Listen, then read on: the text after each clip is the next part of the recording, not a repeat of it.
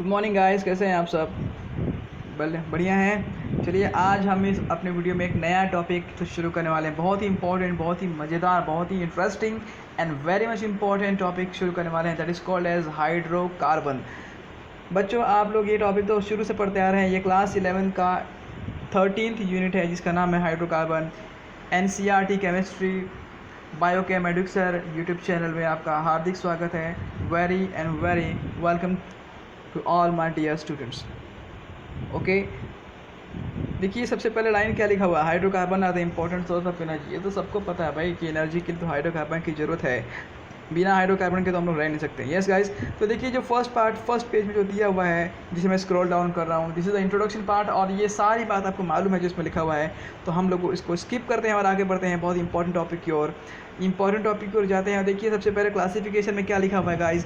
Classification लिखा हुआ है hydrocarbons are of different types depending upon the types of carbon-carbon bond present. They can be classified into three main categories. कौन सी categories होती है? एक होता है सैचुरेटेड, एक होता है अनसैचुरेटेड और एक होता है एरोमेटिक हाइड्रोकार्बन। तो गाइस सैचुरेटेड और अनसैचुरेटेड के बारे में तो आप लोग बहुत बढ़िया से जानते ही हैं। सैचुरेटेड कहने का क्या मतलब होता है? सैचुरेटेड कहने का मतलब होता है alkane obviously which is having single bond. Yes, saturated कहने का क्या मतलब होता है? सैचुरेटेड कहने का मतलब होता है ऑब्वियसली अल्केन्स। यस, अच्छा अब आगे देखते हैं। तो गाइस आगे देखते हैं। देखिए सैचुरेटेड और अनसैचुरेटेड यहाँ पे दो चीज़ लिखी हुई है। तो सैचुरेटेड हाइड्रोकार्बन किसको बोलेंगे? सैचुरेटेड कहने का मतलब होता है जो सिंगल बॉन्ड होता है, जिसमें सिंगल बॉन्ड होता है वो होता है सैचुरेटेड। यानी कि इसका एग्जांपल कौन हो गया? अल्केन हो गया। अल्केन के बारे में आप सभी लोग जानते ही हैं, ठीक है ना। वैसे ही अनसैचुरेटेड के बारे में, अनसैचुरेटेड कहने का मतलब है कि कार्बन में डबल बॉन्ड होना चाहिए या तो कार्बन में ट्रिपल बॉन्ड होना चाहिए। तो इसको हम लोग बोलेंगे, इसको क्या बोलेंगे? Unsaturated hydrocarbon. जिस गाइस एक होता है अल्कीन और एक होता है अल्काइन, ठीक है। अब उसके बाद अगर हम कोई बात करते हैं तो एरोमेटिक हाइड्रोकार्बन। तो एरोमेटिक हाइड्रोकार्बन के बारे में आप लोगों को तो मालूम ही है। एरोमेटिक हाइड्रोकार्बन में हम लोग अल्कीन का बेंजीन का एग्जाम्पल लेते हैं। बेंजीन का एग्जाम्पल लेते हैं generally. This is the hexagon alternate 3 double bond, this is called benzene, nothing but aromatic hydrocarbon। तो चलिए गाइस हम लोग और आगे बढ़ते हैं। ये तो एक इंट्रोडक्शन पार्ट है। इंट्रोडक्शन पार्ट में उतना टाइम वेस्ट नहीं करेंगे क्योंकि आप सबको ये बात मालूम है। ओके, तो चलिए आगे बढ़ते हैं और आगे बढ़ते हैं अल्केन्स के ऊपर आ जाते हैं। अल्केन के बारे में सब कुछ मालूम है। देखिए गाइस आपको एक बात बताना चाहूँगा मैं, आप लोग अभी 11th क्लास में हैं, 11th that is junior college में आता है। तो ऑब्वियसली आपको एक एक लाइन नहीं पढ़ना है, आपको तो एक टॉपिक दिया है, टॉपिक के ऊपर क्या इन्फॉर्मेशन आप समराइज कर पाते हैं। देखिए NCERT में क्या होता है कि एक टॉपिक के अंदर बहुत सारा कंटेंट लिखा रहता है। क्यों? क्योंकि आप लोगों को चैप्टर की मोटाई यानी कि विड्थ बढ़ानी है, तो ऑब्वियसली बहुत सारा कंटेंट देंगे। अब उसमें से आपको क्या पढ़ना है क्या नहीं पढ़ना है ये आपको दिखना है। मेरा मतलब है आपके इंटरेस्ट के अकॉर्डिंग कौन सा पार्ट इंपॉर्टेंट है और कौन सा अनइम्पॉर्टेंट है। क्योंकि जितना लिखा हुआ है उसके ऊपर क्वेश्चन नहीं बनता, जितना लिखा हुआ है उसके ऊपर कोई क्वेश्चन या कोई कंसेप्ट नहीं बनता है, ठीक है। तो आपको डिसाइड करना है। तो चलिए गाइस अल्केन के ऊपर हम देखते हैं अल्केन में हम लोग को क्या पढ़ना है और क्या पढ़ने के लायक है, ठीक है। तो मैं थोड़ा सा इस पर मैं थोड़ा जूम कर रहा हूँ ताकि आपको क्लियर दिखाई दे। तो चलिए गाइस अल्केन को थोड़ा मैं जूम कर देता हूँ, आपके स्क्रीन के ऊपर दिख रहा है आपको अल्केन के बारे में। ओके, तो चलिए अल्केन के बारे में पढ़ना शुरू करते हैं। अल्केन क्या लिखा हुआ है? देखिए सबसे पहले एक बात बताना चाहूँगा कि अल्केन का एक जनरल फार्मूला होता है। अल्केन का एक जनरल फार्मूला होता है जो सबको मालूम है, CnH2n+2। This is the alkane. Yes guys, अब देखिए ये अल्केन जो है, अब इसमें बहुत सारे एग्जाम्पल हैं। एग्जाम्पल बोलेंगे जैसे मीथेन, इथेन, प्रोपेन, ब्यूटेन। हमको नाम याद करना है, उसका स्ट्रक्चर याद करना है, उसका फार्मूला याद करना है, उसका सिंबल याद करना है, सब कुछ याद करना है इसमें, ठीक है गाइस। तो चलिए आगे बढ़ते हैं और आगे क्या लिखा हुआ है ज़रा देखते हैं इसमें। देखिए यहाँ पे लिखा हुआ है जैसे कि अब इसमें क्या क्या पढ़ेंगे आप, बहुत कुछ लिखा हुआ है। जैसे कि देखो अब एक एक लाइन तो पढ़ना नहीं चाहिए मगर फिर भी मैं थोड़ा सा हाईलाइटेड कर देता हूँ। Methane the first member of the family, यानी कि अल्केन की शुरुआत किससे होती है? मीथेन से होती है। इट इज़ अ गैस, ये गैस के फॉर्म में होता है, सॉलिड या लिक्विड नहीं होता। और कोल माइन तरीके कोयले की खदान में पाया जाता है। मर्शी प्लेसेस, यानी कि मर्शी प्लेस यानी कैसा, जहाँ पर गीला होता है, हमेशा दलदल जैसा होता है, कचरा रहता है, कीचड़ रहता है, वहाँ पर मीथेन गैस पाया जाता है। ओके, एंड इसमें क्या बोला है कि देखो अब एक कार्बन के साथ अगर दूसरा कार्बन जुड़ जाएगा तो अभी वो इथेन बन जाएगा, फिर 3 कार्बन जुड़ेगा तो प्रोपेन बन जाएगा, फिर एक और कार्बन जुड़ेगा तो ब्यूटेन बन जाएगा, एंड सो ऑन, ठीक है गाइस। तो इस तरीके से इसमें लिखा हुआ है। अब आगे देखते हैं जरा आगे कुछ इंपॉर्टेंट है कि नहीं इसमें। आगे यहाँ पे देखिए क्या लिखा हुआ है। आगे क्या लिखा हुआ है देखिए, यहाँ पे क्या लिखा हुआ है बता रहा हूँ मैं आपको, बहुत सिंपल है। यहाँ पे सबसे पहले तो ये बताया गया कि ये CH4 है। CH4 कहने का मतलब ये मीथेन का एग्जाम्पल है। कार्बन की वैलेंसी 4 होती है गाइस, आपको मालूम है। कार्बन का एटॉमिक नंबर 6 होता है। जब एटॉमिक नंबर 6 होता है तो कॉन्फिगरेशन अगर 10th लेवल पे देखा जाए तो 2 4 होता है, तो लास्ट में 4 इलेक्ट्रॉन है, तो ऑब्वियसली वो 4 बॉन्ड ही बनाएगा। ठीक है, अगर 4 बॉन्ड बनाएगा तो ऑब्वियसली 4 हाइड्रोजन लगाएगा वो। अब देखिए ज़रा, अब मैं क्या बताना चाहता हूँ कि ये वाला जो कार्बन, ये वाला जो हाइड्रोजन है, अगर मैंने इसको रिप्लेस कर दिया तो कार्बन की ये वैलेंसी अनसेटिस्फाइड हो जाएगी। यानी कि ये वाला जो है, यहाँ पर एक H रहेगा, यहाँ पर एक H रहेगा, यहाँ पर एक H रहेगा, और जो है ये वाला जो है, ये वाला बॉन्ड जो है वो खाली रहेगा। अब यहाँ पर क्या है कि अगर मैं एक दूसरा कार्बन लेके आता हूँ तो वो अटैच हो जाएगा। यहाँ पे उसके पास एक हाइड्रोजन रहेगा, यहाँ पर एक हाइड्रोजन रहेगा, यहाँ पर एक हाइड्रोजन रहेगा। इस तरीके से ज़रा ध्यान से देखिए, ये आपने बना लिया है C2H6 का स्ट्रक्चर। यानी कि आपको एक बात समझना है क्या, कि कार्बन को अगर एक बॉन्ड जोड़ना है तो उसका एक हाइड्रोजन घटाना पड़ेगा।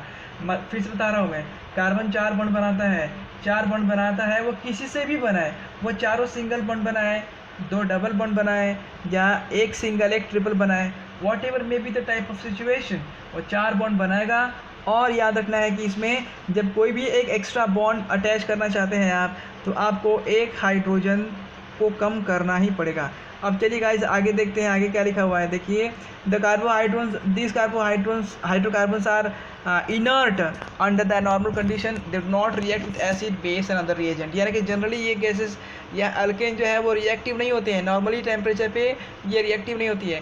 Hence they are also known as paraffins. Paraffin का मतलब लैटिन वर्ड क्या होता है देखिए, पैरम यानी लिटिल, एफिस मतलब एफिनिटी। देखिए बहुत बार क्वेश्चन पूछा जाता है कि why alkanes are called as paraffin, question आता है, फिर बता रहा हूँ, क्वेश्चन आता है ये, that why alkanes are called as paraffin. तो आपको ये मालूम होना चाहिए कि अल्केन को हम लोग पैराफिन क्यों बोलते हैं भाई, क्योंकि पैरा का मतलब होता है बहुत ही कम, एंड फिन का मतलब होता है एफिनिटी।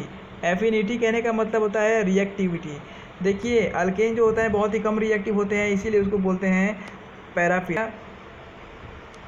चलिए अब जरा आगे आते हैं, इस तरफ क्या लिखा हुआ है जरा देखते हैं। बहुत ही अच्छा सा स्ट्रक्चर दिया हुआ है, देखिए ये वाला मीथेन के स्ट्रक्चर के ऊपर देखते हैं, कॉन्सेंट्रेट करते हैं, बहुत इंपॉर्टेंट है।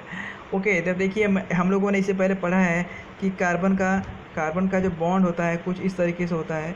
किस तरीके से होता है, एक हाइड्रोजन यहाँ पर आएगा, एक हाइड्रोजन यहाँ पर आएगा, एक हाइड्रोजन यहाँ पर आएगा, एक हाइड्रोजन यहाँ पर आएगा। इस तरीके से 4 सिंगल बॉन्ड उसने बना लिया है। तो देखिए ये वाला जो है, ये वाला जो है वो कार्बन है, एक हाइड्रोजन यहाँ पे दिख रहा है, एक हाइड्रोजन यहाँ पर, एक हाइड्रोजन यहाँ पर, एक हाइड्रोजन यहाँ पे। बच्चों एक बात याद रखना कि जिस तरीके से बॉन्डिंग और जिस तरीके से स्ट्रक्चर उसने बनाया हुआ है उसी तरीके से हमको स्ट्रक्चर बनाना है, क्योंकि इसका बॉन्ड एंगल 109 डिग्री 5 मिनट होता है, और ये बॉन्ड एंगल को ध्यान में रखते हुए यही हमको बनाना है।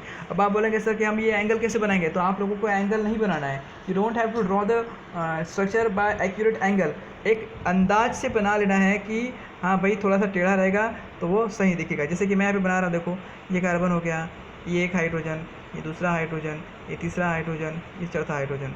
तो इस एक मिनट ये गायब हो गया, जरा फिर से लेके आता हूँ मैं। ये कार्बन हो गया, एक हाइड्रोजन, दूसरा हाइड्रोजन, तीसरा हाइड्रोजन, चौथा हाइड्रोजन, यहाँ पर H। देखिए आप लोगों ने अगर मुर्गा देखा होगा, मुर्गे की टांग के जैसे आपको स्ट्रक्चर बनाना है। किसके जैसे स्ट्रक्चर बनाना है, मुर्गे की टांग के जैसे। अब मैं स्क्रीन पे बना रहा हूँ तो मेरी उंगलियाँ थोड़ी सी हिल गई हैं, तो थोड़ा टेढ़ा हो गया है, but you have draw it very straight.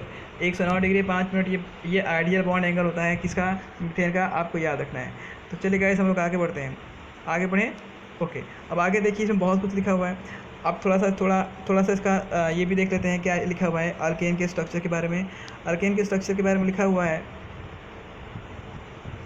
कि देखिए इन अल्केन द टेट्राहेड्रा। हाँ एक बात और बताना चाहूँगा कि जो स्ट्रक्चर जो अल्केन होता है उसकी ज्योमेट्री का नाम क्या होता है, ज्योमेट्री का नाम होता है इसका टेट्राहेड्रल। इन शॉर्ट TD लिखते हैं उसको, क्या लिखते हैं, टेट्राहेड्रल, हेड्रल ऐसा लिखते हैं, समझ में आया। ये होगी इसकी ज्योमेट्री। और किसी ने पूछा भाई इसका हाइब्रिडाइजेशन क्या होता है, तब बता देंगे कि हाइब्रिडाइजेशन का नाम है इसका sp3, इसका हाइब्रिडाइजेशन होता है sp3। समझ में आ गया आप लोग को, ठीक है। टेट्राहेड्रल ज्योमेट्री है, हाइब्रिडाइजेशन sp3। अब आप लोग बोलेंगे कि हाइब्रिडाइजेशन क्या होता है, तो हाइब्रिडाइजेशन हम लोग नेक्स्ट वीडियो में देखेंगे। एक्चुअली हाइब्रिडाइजेशन दूसरे चैप्टर का पार्ट है, अब इसमें मैं डिस्कस नहीं कर पाऊँगा, आप लोगों को समझ में नहीं आएगा और वीडियो और बड़ा हो जाएगा। ठीक है, आपको समझ में आया इतना कि टेट्राहेड्रल ज्योमेट्री होती है। टेट्राहेड्रल क्यों बोल रहा हूँ भाई? अरे भाई टेट्राहेड्रल इसलिए बोल रहा हूँ क्योंकि वो 4 सिंगल बॉन्ड बना रहा है। देखो वो 4 सिंगल बॉन्ड बना रहा है। कैसा? ये अगर कार्बन है तो 1 बॉन्ड, 2 बॉन्ड, 3 बॉन्ड, 4 बॉन्ड, ऐसे 4 सिंगल बॉन्ड बना रहा है, इसलिए हम उसको बोलेंगे टेट्राहेड्रल ज्योमेट्री। टेट्रा मतलब 4, हेड्रल मतलब हाइड्रोजन से अटैच्ड है वो। ठीक है, आगे देखते हैं और क्या लिखा हुआ है। देखिए इसमें लिखा हुआ है बॉन्ड लेंथ लिखा हुआ है, कार्बन कार्बन का बॉन्ड लेंथ और कार्बन हाइड्रोजन का बॉन्ड लेंथ 154 और 112 पिकोमीटर है। आपको मालूम होना चाहिए कि 1 पिकोमीटर का मतलब क्या होता है। 1 पिकोमीटर का मतलब होता है 10⁻⁻12 मीटर होता है। समझ में आएगा इस?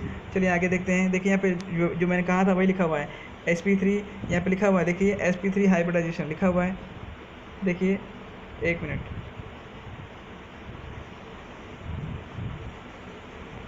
यहाँ पर लिखा हुआ है sp3 हाइब्रिडाइजेशन। देखिए hybrid orbitals of carbon and 1s orbital of hydrogen atom. देखिए अगर आप लोग को इसके बारे में नहीं मालूम होगा तो कोई दिक्कत नहीं है, नेक्स्ट चैप्टर में है, यानी कि वो है शायद चौथे या पाँचवें चैप्टर में है। जब हम लोग उसके बारे में डिस्कस करेंगे तो हाइब्रिडाइजेशन समझ में आ जाएगा। मगर अभी जो मैं एक इम्पॉर्टेंट बात बता रहा हूँ वो आपको सीख लेना है। वो कौन सी बात है वो ज़रा देखिए। वही बात ये है कि जैसे कि अगर कहीं भी अगर कार्बन सिंगल बॉन्ड सी है, कार्बन डबल बॉन्ड सी है and carbon triple bond C है। देखिए ज़रा ध्यान से मैं क्या बोलता जा रहा हूँ। तो सिंगल बॉन्ड में sp3 हाइब्रिडाइजेशन होता है। गाइस आप वीडियो देख रहे हैं तो वीडियो को देखते देखते कॉपी पेन हाथ में ज़रूर रखिए। जो भी नोट करने के लायक मिलता है बिल्कुल आप उसे नोट करते जाइए। Carbon carbon bond sp3 hybridisation होता है। कार्बन डबल बॉन्ड कार्बन ये जो होता है वो sp2 वाला हाइब्रिडाइजेशन होता है। और कार्बन ट्रिपल बॉन्ड जो कार्बन होता है वो होता है sp हाइब्रिडाइजेशन। समझ में आ गया आप लोग को? समझ में आ गया आप लोग को? सिंगल बॉन्ड यानी कि अल्केन होता है ना। फिर से बताऊँ आप लोग को, देखिए मैं फिर से बता रहा हूँ, मैं घबराने की ज़रूरत नहीं है, मैं फिर से बता रहा हूँ। अल्केन, ये हो गया अल्केन। अल्केन के लिए होता है sp3 हाइब्रिडाइजेशन, यानी कि वो सिंगल बॉन्ड बनाता है। ओके, अब हो गया अल्कीन। अल्कीन के लिए डबल बॉन्ड होता है और वो sp2 हाइब्रिडाइजेशन बनाता है। अभी तो आप लोग उसको याद कर लो, अगर आपको नहीं पता है कि sp2 sp3 क्या होता है, भैया आप लोग उसको याद कर लो। इन फ्यूचर जब जैसे ही वो चैप्टर शुरू होगा उसके वीडियो में बनाऊंगा तो आपको समझ में आ जाएगा। sp3 और sp2 समझ में आ गया गाइस। चलिए अब देखते हैं अल्काइन के बारे में। तो अल्काइन का क्या होगा? अल्काइन में क्या होता है? ट्रिपल बॉन्ड होता है। तो ट्रिपल बॉन्ड कहने का मतलब है कि वो sp हाइब्रिडाइजेशन शो करता है। sp, ये s और p क्या है? s का मतलब s ऑर्बिटल है, p का मतलब p ऑर्बिटल है। समझ में आ गया आप लोग को? आई होप आपको समझ में आ गया होगा। चलिए अब नॉमेनक्लेचर एंड आइसोमेरिज्म का ये जो टॉपिक है हम लोग इसको नेक्स्ट वीडियो में करते हैं। गाइस अगर आपको ये मेरा वीडियो पसंद आया होगा तो प्लीज़ इसे सब्सक्राइब कीजिए, इसे लाइक कीजिए एंड दूसरों तक पहुंचाइए, ताकि मुझे खुशी होगी कि मेरा बनाया हुआ वीडियो बहुत से लोगों, बहुत से बच्चों और बहुत से स्टूडेंट के काम आया हो। इसलिए आप इसे प्लीज़ जितना ज़्यादा हो सके शेयर कीजिए। Thank you for watching this. Thank you once again.